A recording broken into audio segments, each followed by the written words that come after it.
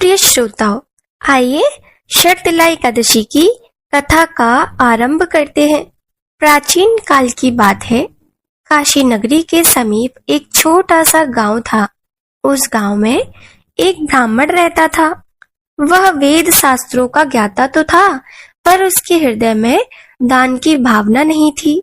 वह प्रतिदिन पूजा पाठ करता, मंत्र जपता, पर किसी को अन्न, वस्त्र या धन दान नहीं देता था। उसकी पत्नी भी उसी स्वभाव की थी। घर में धन तो था, पर करुणा नहीं थी। एक बार माघ मास आया। ठंड अत्यंत बढ़ गई। गांव में कई गरीब, साधु और याचक सहायता के लिए इधर उधर भटक रहे थे। वे ब्राह्मण के द्वार पर भी आए, पर ब्राह्मण ने उन्हें खाली हाथ लौटा दिया। उसने कहा, यह मेरा धन है, इसे यूं ही क्यों दूं? समय बीतता गया।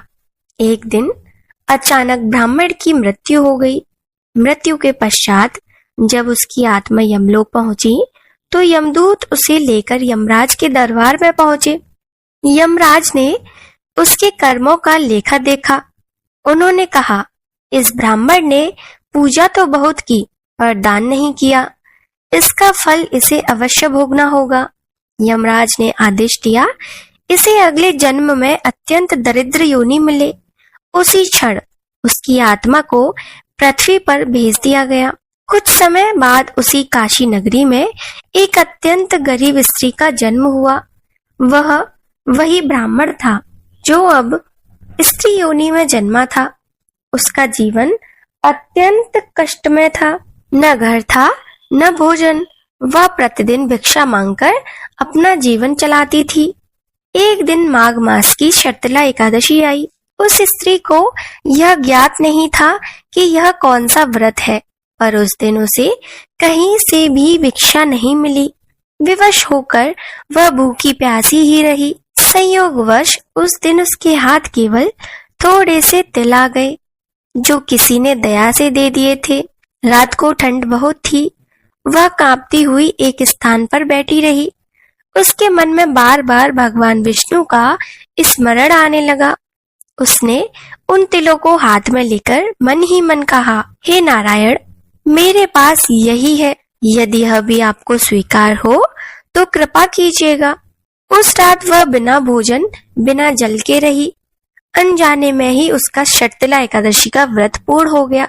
उसने न स्नान किया, न विधि जानी, पर उसके हृदय में पश्चाताप और श्रद्धा थी। कुछ समय बाद उसकी भी मृत्यु हो गई। जब उसकी आत्मा पुनः यमलोक पहुंची, तो इस बार दृश्य बदल चुका था। यमदूत उसे दंड देने के लिए आगे बढ़ ही रहे थे कि उसी क्षण भगवान विष्णु के दूत प्रकट हो गए। उनके तेज से यमलोक प्रकाशित हो गया। विष्णु दूतों ने कहा, यह आत्मा शर्तिला एकादशी का व्रत कर चुकी है।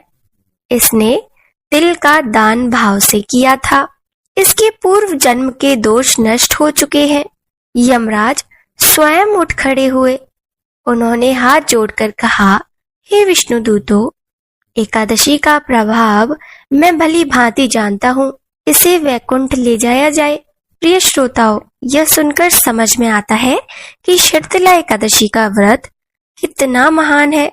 इसमें तिल का विशेष महत्व है। शास्त्रों में कहा गया है कि इस दिन 6 प्रकार से तिल का प्रयोग करने से विशेष पुण्य प्राप्त होता है। तिल से स्नान करना, तिल का उबटन लगाना, तिल का हवन करना, तिल का दान करना, तिल का सेवन करना और तिल से भगवान विष्णु का पूजन करना। इसी कारण इसे शर्तिला एकादशी कहा गया है। प्रिय श्रोताओं, अब सुनिए शर्तिला एकादशी की एक और अन्य कथा। एक समय देवर्षि नारद भगवान विष्णु के पास आए। उन्होंने पूछा, प्रभु, माघ कृष्ण एकादशी का इतना महत्व क्यों है? भगवान विष्णु ने कहा, नारद, इस दिन जो मनुष्य तिल का दान करता है, वह अपने पूर्व जन्मों के दरिद्र, रोग और पापों से मुक्त हो जाता है।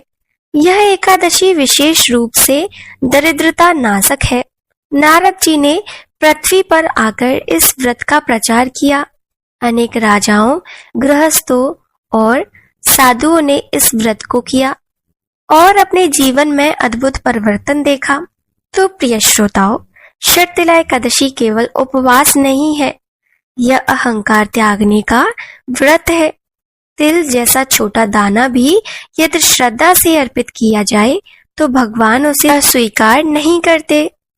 कहा गया है, तिल मात्र दान जो करे, शर्तिला के दिन आए जन्म जन्म के पाप कटे, विष्णु लोक को जाए। इसीलिए प्रिय श्रोताओं, यदि जीवन में कष्ट हो, धन की कमी हो या मन अशांत रहता हो तो शर्तिला एकादशी का व्रत अवश्य करें। श्रद्धा रखें, संयम रखें और भगवान विष्णु का स्मरण करें। सभी प्रेम से बोलिए, विष्णु भगवान की जय, लक्ष्मी माता की जय।